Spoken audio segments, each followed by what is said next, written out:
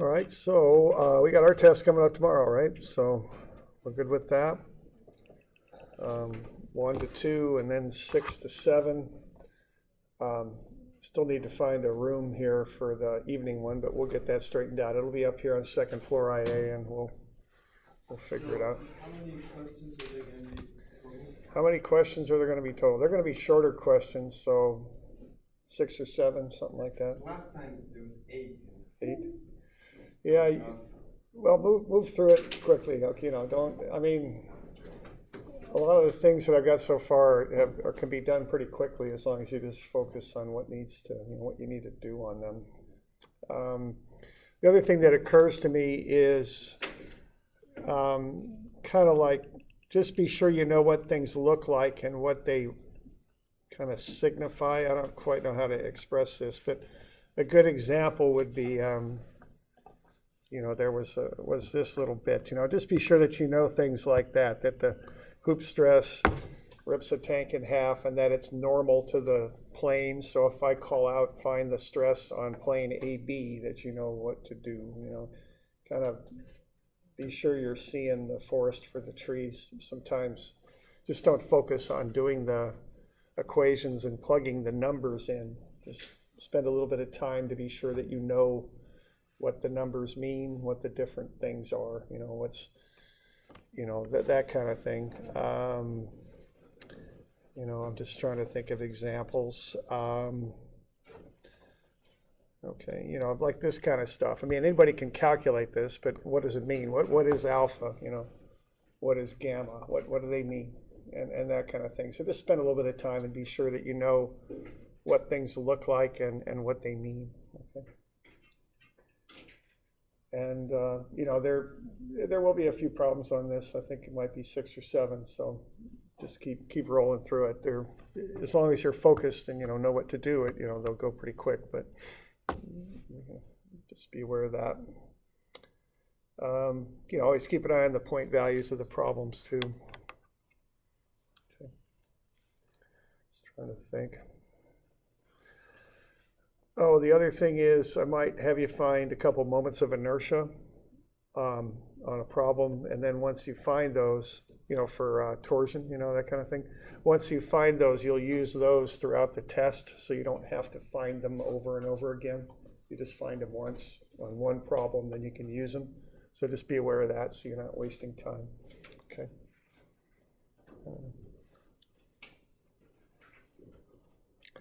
Other questions on things?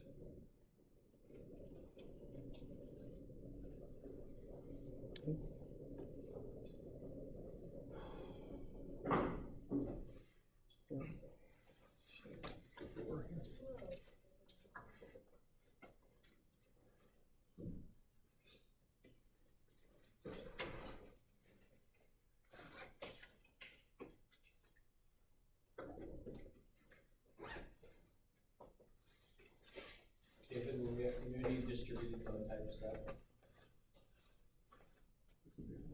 Not quite sure. The problems we were doing the last couple of days. No, it ends at torsion. Torsion's the last topic. So yeah, so torsion's the last topic on the test, okay? It runs up through that only. Okay. So just have a look at that stuff. Just I don't know. I guess you just do it tomorrow. Other questions on anything? All right. Well, off we go then. We'll finish this thing up, okay? Let's see. So what we're doing this problem here, and this one gets a little bit more involved than the others. This moment problem. And then I handed out the calculations on this because they're kind of involved. And actually, they're in your book. They're 811. That's right there. Didn't hand them out so much. They're page, I think it's 811 in your book that has these, right? So you all good with those?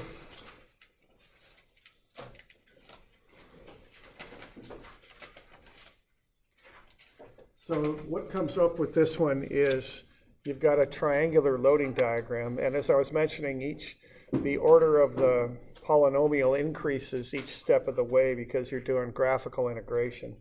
So what we got there is a linear loading diagram, kind of equation-wise, it's y equals mx plus b, and that will get you a parabolic shear diagram, and that'll get you a cubic for the moment diagram. So the mathematics gets more complex, the calculations get more complex on account of that.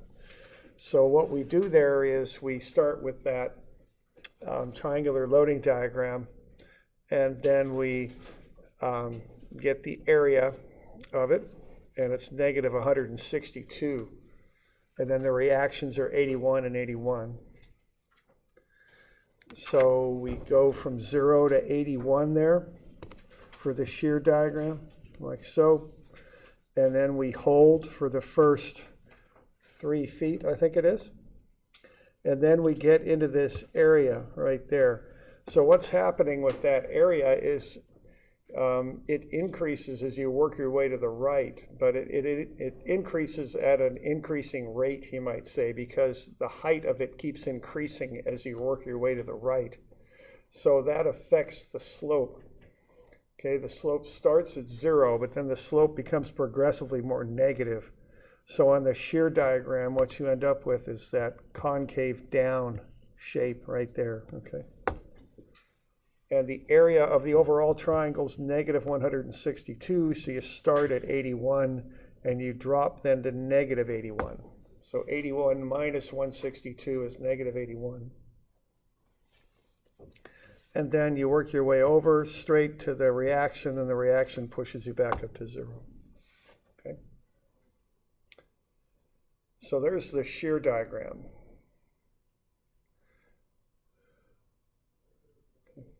Now, the next thing you want to do there is find the areas under the shear diagram. Now, where it has a constant value, they're just rectangles. So the first one's 81 by 3, it's 243. The other one is negative 81 times 6, which is negative 46. That's easy enough. The challenge comes in on this parabolic curve as it's dropping and finding the areas under it. So that's going to have to involve some calculus, because first thing you got to do is figure out where it zeroes out right there, okay? Because, that's kind of the point where the area goes from positive to negative. And then once you've got that place where it zeroes out, you're going to want to find the area of this thing to the left of that point and then to the right. So we're going to have to get an equation for that parabolic curve. So y equals, whatever there, okay? Now the thing to remember on this stuff is that the change in the shear is equal to the area under the load diagram. So what you'd want to do to approach this is just to look at the load diagram as you're working your way over to the right, okay? And just figure out how can I functionally, in a functional way, write the area of that load diagram as I'm working my way to the right. So to do this, what I would do, I would call this base of the triangle as I'm working my way over to the right, B, okay? So B equals 0 is going to be right here. I would do that instead of using x, because we already have x equals 0 at the far left of the beam. And that's going to make the calcs a little bit more complicated because the triangle doesn't start until x equals 3, okay? So that would make the calculations on that triangular area a little bit more complex. So I prefer to use B, which is 0 where the triangle begins, okay? So instead of having to call this x minus 3, which would get a little bit, mess up the area, make it a little bit more complicated, I'll just call it B instead. It's just easier, Okay, so what we're going to do here is we're going to come up with the area of the triangle as you work your way to the right, and it's just a function of the base, how far over you've come. Because what we've got here is the slope of this line right here on the triangle it's going up to 36, which actually is a negative 36. So in truth, it's going down because those arrows on the load diagram point down. And it's going to 36 over a run of 9. So 36 over 9 gets you a negative force because it's actually negative 36 over 9. That's the slope of that line. So for every, let's say, foot that you come over, you're going up 4 kips, or down 4 kips, actually. That's what that means, okay? All right. So when you come up with this triangle, anywhere that you care to look at it as you work your way across, it's going to have a base of b and a height of negative 4b. So the area then will be 1/2 base times height, which will be negative 2b squared. Okay. So if you plug in the base as b, square it and multiply it by 2, you got the area of the triangle, regardless of where you are as you're working your way across. That's the functional thing we're looking at there, okay?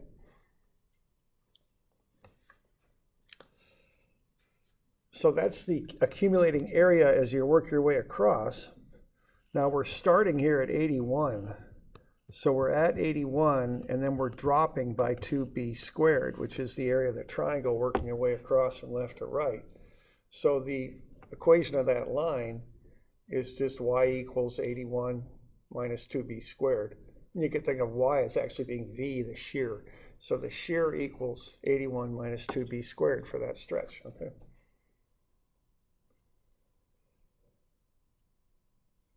So we doing okay with that? We got any questions on that bit?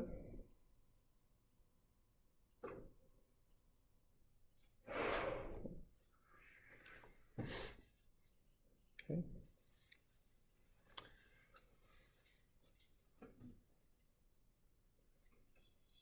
So once you got the equation of that line, you can go ahead and figure out where it zeroes out.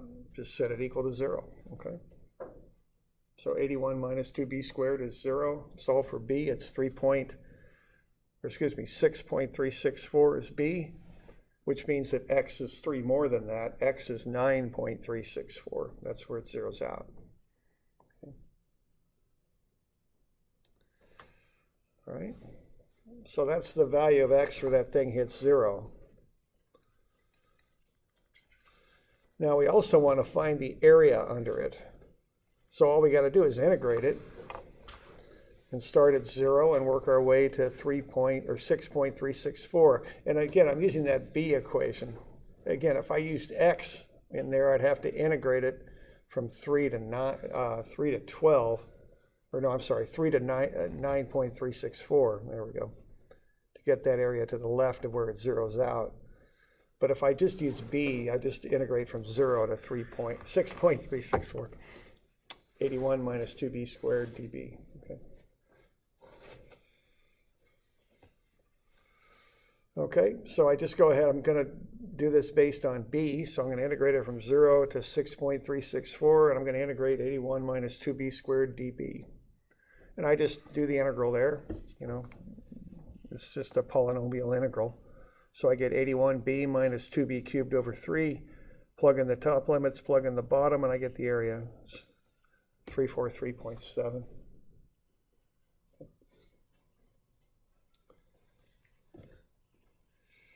And if I wish to, I could find the area on the back side. I'm calling it area 2 there.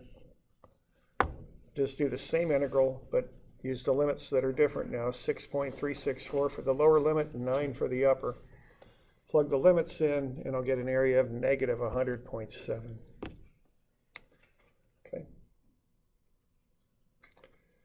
So now I've got those two areas. So I can draw up the moment diagram now. It goes from 0 up to this first area, 243. That's a straight line with a slope of 81. Then the slope, which equals the value of shear, starts to decrease and hits 0 at the maximum, which is 9.364 from the left-hand side. X is 9.364. That area there is 343.7, so I add it to the 243 and I get 586.7. Okay. Then this back area is negative 100.7, so that drops me down to 46. And then the area of that rectangle goes at a constant slope of negative 81 and zeroes out. So I get a concave down moment diagram.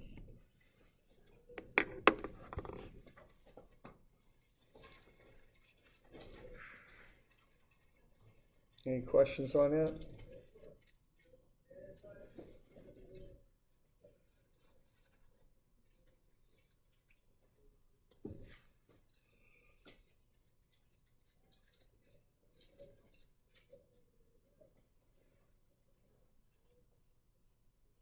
Okay.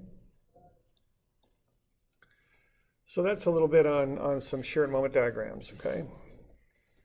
Starting with some straightforward ones and getting into more complex ones.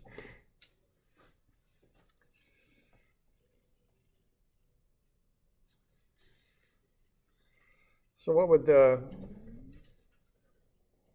shear moment diagram look like for this? You've got this on the next page. Why don't you see if we can get the values filled in on that thing, okay?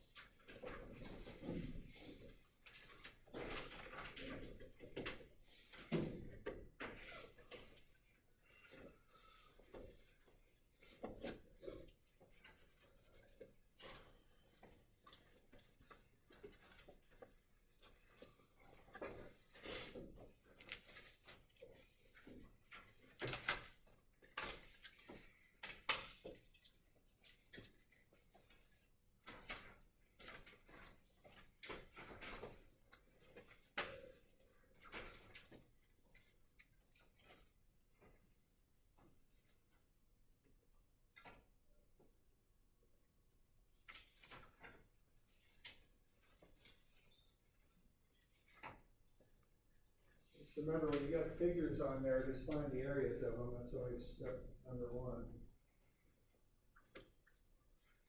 And then work your way down to the shear diagram. You got areas on those, find those too. And then work your way down to the moment diagram. Pay a little attention to that couple there. Remember the sign convention on that, and remember too, it doesn't have any direct effect on the shear. It affects the reaction, so it indirectly affects the shear, but it doesn't cause any jumps in the shear diagram. Okay.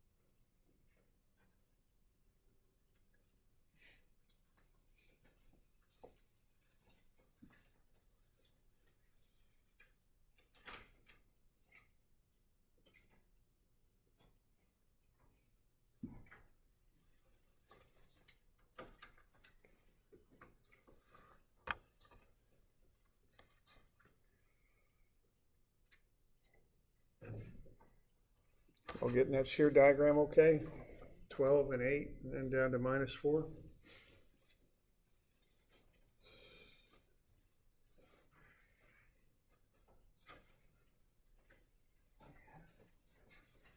Any questions on that?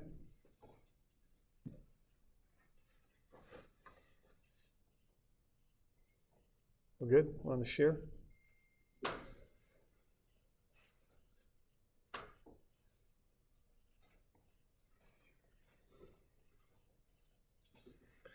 Find the areas next, under the blocks of the shear diagram.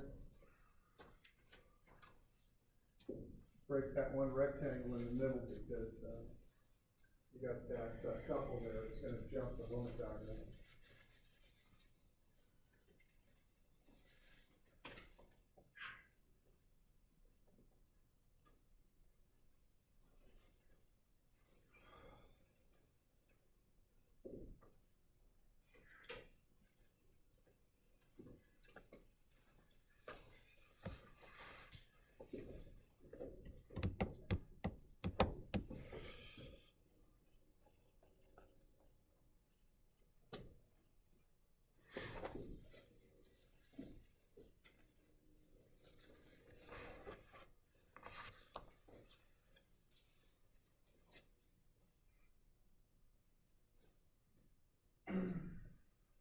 Okay, now notice that that couple that's applied is positive, but it jumps the moment diagram down by 28 down by 20, right? So it goes from 28 down to 8. So remember that when you got those couples, they jump the moment diagram. They don't have any effect on the shear diagram directly, but they jump the moment diagram, but in the opposite direction, with the opposite sign of what's applied, okay?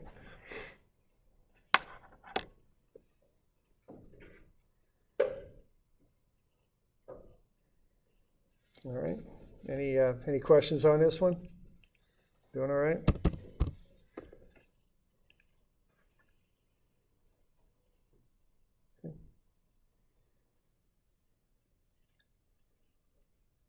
Okay. All right, let's see.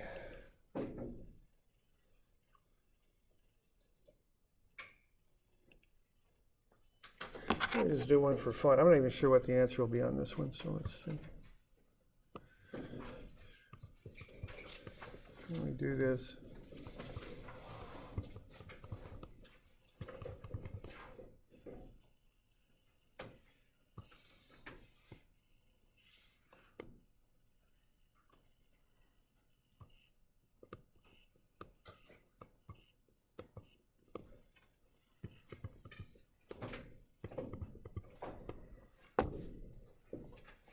What would the shared moment diagrams for that look like?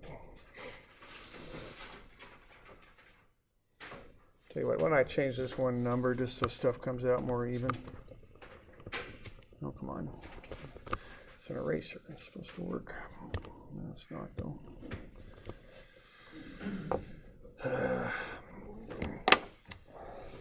I've broken it. Let's see. What are we going to do now? Escape. Close. Not really. Close the program. All right, we'll try this again.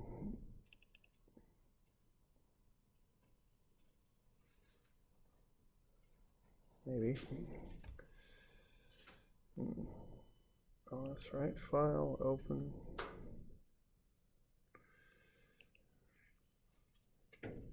Strengths.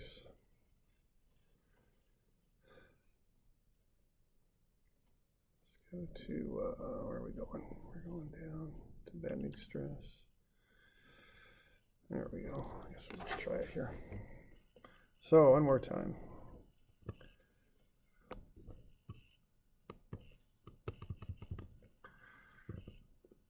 Well, we make it 1200 instead, so 1200 Newton meters.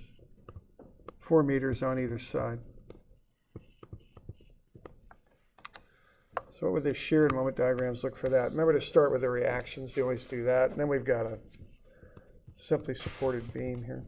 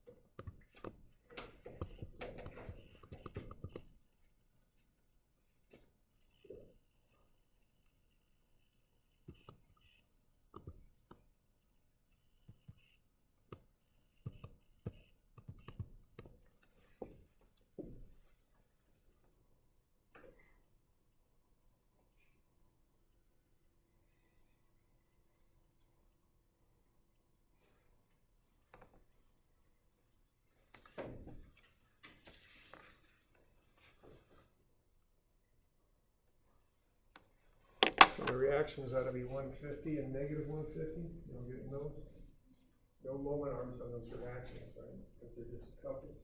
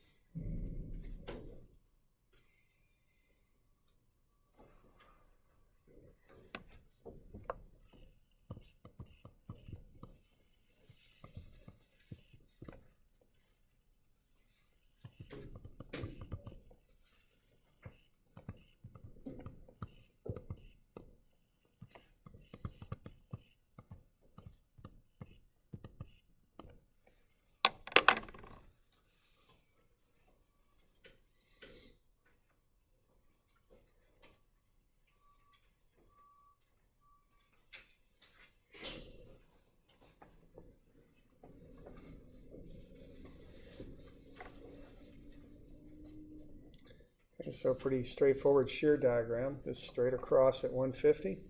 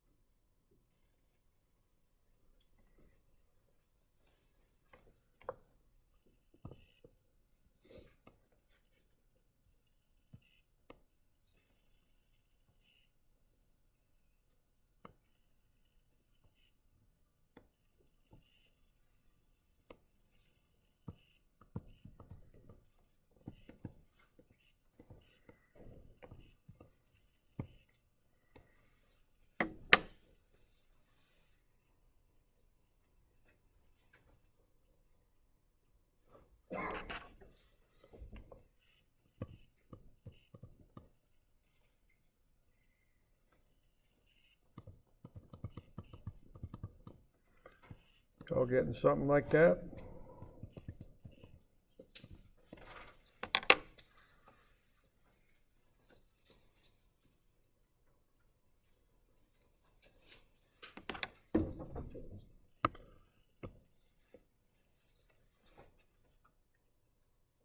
Good with that? Okay.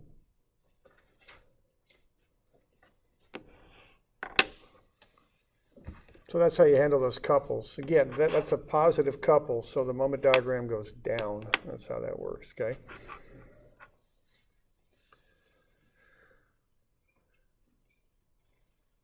We got any questions?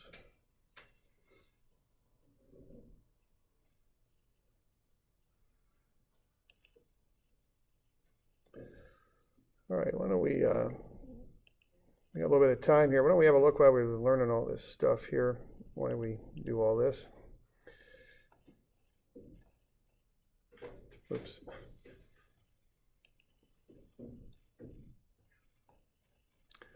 All right, now when you apply a load on a beam, it'll bend. We've been over that a few times. And we've got the neutral axis, and in this case, what we would have on the bottom would be tension, and on the top would be compression.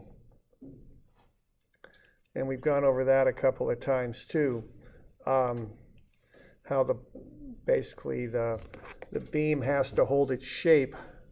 So this needs to remain a right angle over here. So what happens here, these atoms or sheets of atoms get stretched out, those get pushed in. That's the idea. So you get compression on the top in this bending situation here and tension on the bottom, okay? And what we'd like to know is how much of this tension and compression builds up, because the more builds up, the more stress builds up, the bigger and stronger we got to make the beam, okay? So that's why we've been doing all this stuff. The moment of inertia affects it, the centroid affects it because that's where the neutral axis is, and we get the amount of moment and shear that are applied off of the shear and moment diagram. Okay. So let's see if we can develop that relationship out a little bit. So what we're looking at here is called beam flexure is one word for it. Flexure means bending. So the model we'll look at for this, and keep in mind that this stuff is always a model, you know, it's not perfect, but it's plenty good for what we do. We're going to take a cantilever beam, we're going to put a load on the end and bend it down. So we're going to have that ds distance along the arc, which the beam bends into, or along the parabola, or whatever it is. And then we're going to have a dx distance, which for engineering materials ought to be pretty darn close. These two should be pretty close to each other. Okay. All right, now kappa is called the degree of curvature. It's equal to 1 over the radius. Now this probably isn't a circular curve, so instead of r, we use rho for the radius, the Greek letter rho. And so we're going to look at that distance rho to the center of curvature for that beam, and then look at that little change in angle there, d theta. Okay, so that's what we start off with. Now what we're going to do is take that thing out and analyze it. We're going to simplify it a bit, but that's what we're going to do, all right? Now if you had a beam here and you had some spray paint, you could paint a line right on the neutral axis before you apply any load, and paint a line of the same length below that, okay? And then once you bend it, what's going to happen is that original line isn't going to change length. It might change into a slight curve, but that's all it's going to do. But in this case, the one below it, L, is going to change. It's going to be shorter than it was originally if we've got a cantilever and we're bending it down, okay? So at the neutral axis, there's no strain, so that original line stays its original length. Because the neutral axis is the boundary between compression and tension. It doesn't have either, so there's no strain there. But down below, that line's going to shorten up a bit. And as you might imagine, the further from the neutral axis that line is, the more it shortens, okay? So what we've got there, I don't know what type of curve this is, but if it's an arc, we'd have kind of a sector there out of a circle. Now that is, you know, we probably have more of a parabolic curve there, but that's the idea, okay? Now what we can do is simplify this to analyze it. We can take this shape, and if this curve is slight enough, we can just turn it into a triangle, okay? And that's how we're going to model it. And again, it's not perfect, but it's pretty good. Okay. So we can look then at the ratio between how far we are off of that neutral axis, which would be represented by this top line, how far down we're going versus the change in that length. Okay. So we're going to look at the relationship between y and L prime. Y is how far you are from the neutral axis. L prime is the new length. And we're going to do it instead of using circles and curves, we're going to use it using straight lines, which will introduce a little bit of inaccuracy, but it'll be fine. We'll get a pretty good relationship out of that. Okay. So the strain is going to be the change in the length of L as it turns into L prime. So that'll be L prime minus L over the original length L. So the strain is delta L over L. So that'll equal L prime minus L over L. Okay, that's basically what that is. Now, being as we got similar triangles here, if we're comparing L prime to L, we can say delta L over L is delta rho over rho. Okay, and what delta rho is y. It's actually negative because we got a negative strain, so we'll throw the negative in there. Okay, so delta L is to L as the negative of y is to rho. And that's the basic relationship. It's a nice, clean, linear relationship there. So the strain in the epsilon x, which is how much that original straight line with those blue ends on it shortens up when that thing starts to curve. It's just minus y, the distance from the neutral axis, over rho, the total radius of curvature. Okay. You can define it different ways. You can define it as negative kappa times y also.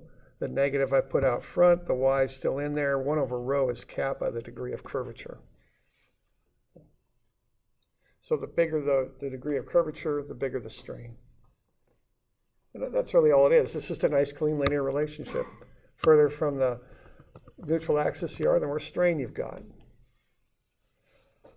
Well, you can multiply all that by E. If you multiply the strain by E, you get sigma, the stress. Sigma x is E times epsilon x. So sigma x is minus E times that kappa times y. Okay. So just a pretty straight up proportional relationship there is what we got. Okay. Doing okay with that?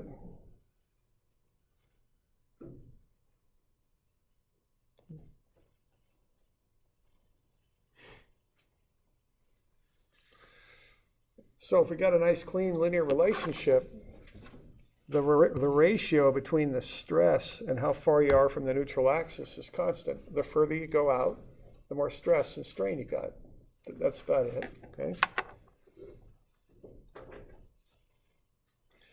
All right, now let's have a look at the relationship between moment and stress, okay? Because what you've got here, if you look at the stress pattern that develops when the beam starts to bend, now I'm looking at a simply supported beam that's just bending down like that. So there'll be tension in the bottom, compression on the top. On the bottom, you'll have tension pulling to the right, if I've cut that beam open where I'm showing there. On the top, I'll have compression pushing to the left.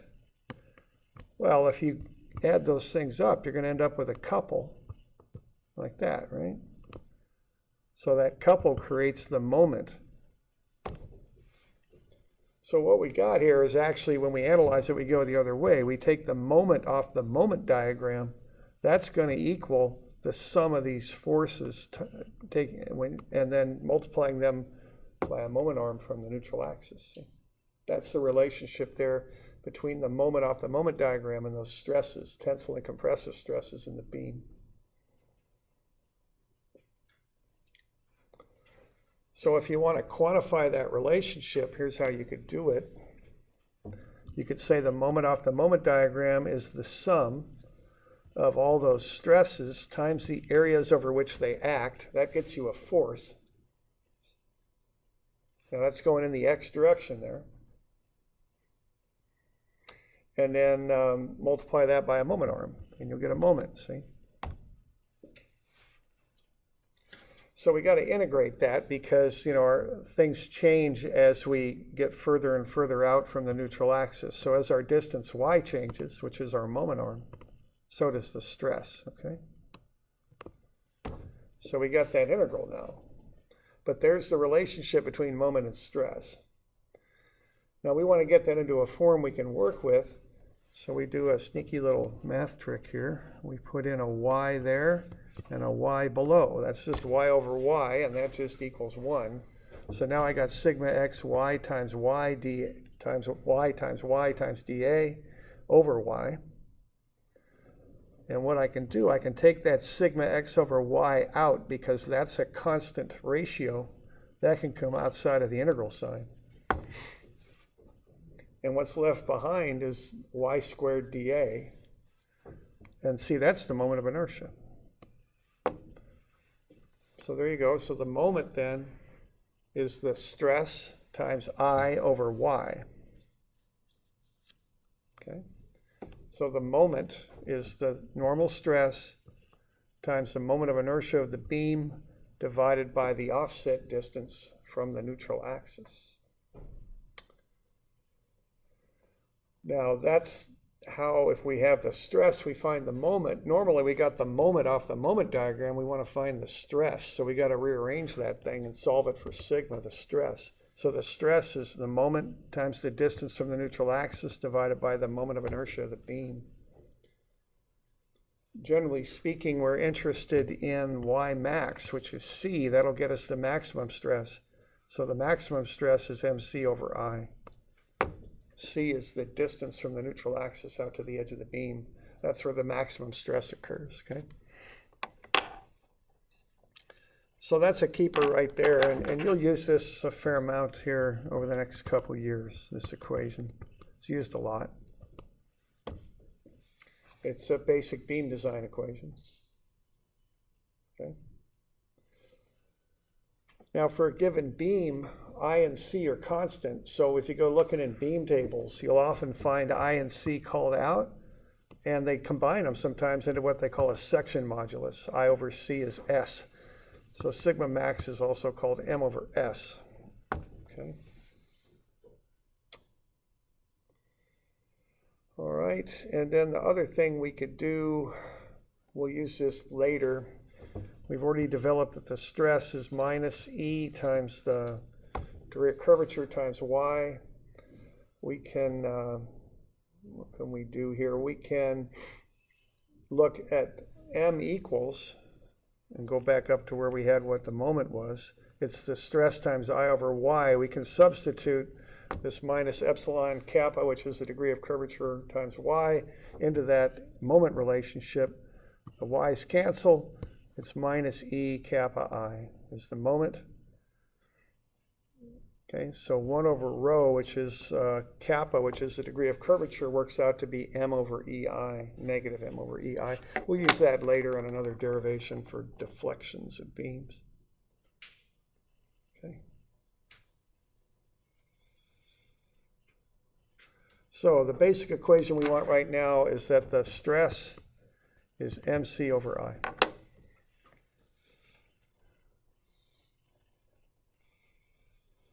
Okay, there's a standard jig for testing tensile strength for bending. It's got 2 armatures on it, so the load is spread out, so you don't get kind of a load concentration in the middle.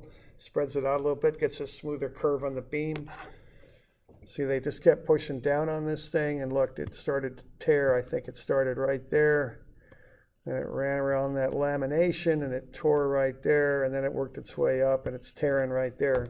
So there's a tensile failure in a beam on account of just pushing down on it. So you're getting the thing to bend, you're stretching that bottom out, and those glute joints weren't quite strong enough to handle that, so they start ripping apart. And once the bottom goes, it starts propagating up, okay? So you don't want these edges to fail. I mean, once they start to go, you're obviously in trouble. So, you know, that's our design criteria, is MC over I. Solve for that and make sure that they can handle whatever stress is applied. Okay. So that's the deal with that. We'll cover this more on Friday. We'll also go over the stuff that's due Tuesday. Remember that stuff from Friday got pushed back to Tuesday, okay? So we'll do that. And got the test tomorrow, okay?